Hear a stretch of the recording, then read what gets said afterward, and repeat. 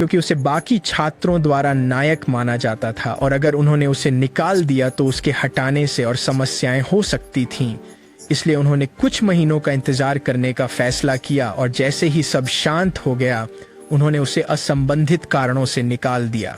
वह एक नायक की तरह ही निकला होगा और इसी कारण मुद्दा नंबर 2 ने उसे एक जीवित किंवदंती के रूप में दावा किया। उसने आखिरकार बात करना बंद कर दिया और दूसरे लोग जो उसकी व्याख्या से हैरान थे उसकी ओर देखा।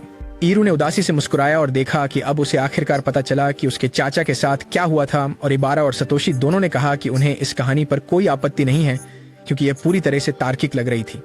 हालांकि बेरू अभी भी परिणाम से बहुत संतुष्ट नहीं दिख रही थी और उसने पूछा कि अगर वह गर्व से स्कूल छोड़ा था तो उसने छोटी उम्र में उसके बारे में बताने पर क्यों रोई थी। होटारो के पास इसका कोई जवाब नहीं था और ईरू ने जल्दी से अपना सिर झटका और उसके मदद के लिए धन्यवाद दिया क्योंकि रहस्य आखिरकार सुलझ गया था। वे जाने के लिए तैयार हो गए और ईरू ने होटारो को अपनी छतरी दे दी क्योंकि बारिश शुरू हो चुकी थी।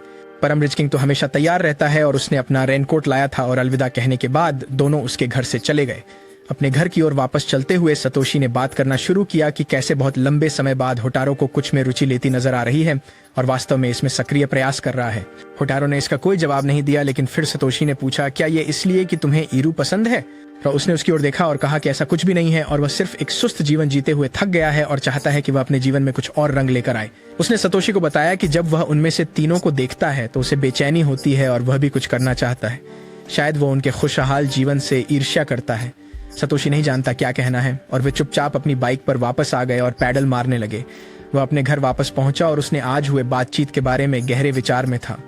वह वापस उस समय को याद करता है जब उसने पहली बार ईरू को देखा था और जब उसने उसके साथ समय बिताया था, ये महसूस करते हुए कि उन समयों में उसकी दुनिया अब ग्रे नहीं थी और उसके चारों ओर सब कुछ रंगों से भर गया था। वह गर्म और अच्छा था। वह सोचता है कि क्या सैकी के लिए भी जीवन ऐसा ही है, लेकिन इससे पहले कि वह ज्यादा सोच पाता उसे एक फोन कॉल आता है और वह उसे उठाने के लिए दौड़ता है। कॉल उसकी बहन का है जो उसे बताती है कि वह अब एक नए देश में चली गई है और यहाँ बहुत मजा कर रही है। वो उसे अब तक की अपनी गलतियों के बारे में बताती है और फिर पूछती है कि उसके साथ क्या चल रहा है। होटारो जवाब देता है कि वह सक्रिय रूप से एंथोलॉजी बनाने में काम कर रहा है और फिर उसे बताता है कि उसने हायुका पढ़ी है। ये नाम तुरंत उसकी बहन का ध्यान खींचता है और वह कहती है कि हायुका उसका एक व्यक्तिगत पसंदीदा था और पूछती है कि क्या दयालु हिरोसेकी की त्रासदी अभी भी जारी है।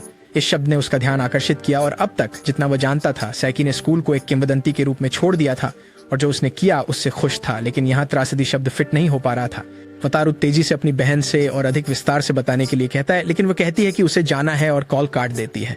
वो वापस अपने कमरे में जाता है और फिर से कागजात फैलाता है। महसूस करता है कि जो कहानी उसके पास है और जो थ्योरी उसने बनाई है अधूरी है। इसमें निश्चित रूप से एक और हिस्सा है क्योंकि कहानी के अनुसार वह हंसी के साथ स्कूल छोड़ता और हर छात्र का प्यार जीत लेता और उसे कोई पछतावा नहीं होता, लेकिन इसे एक त्रासदी बनाने के लिए इसमें कोई महत्वपूर्ण हिस्सा गायब है।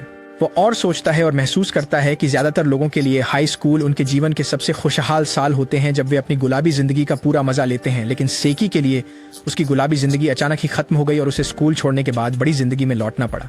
क्या ऐसा व्यक्ति वास्तव में खुश हो सकता है? उसे एहसास होता है कि यह वह वीर गाथा नहीं है जो उसने सोची थी।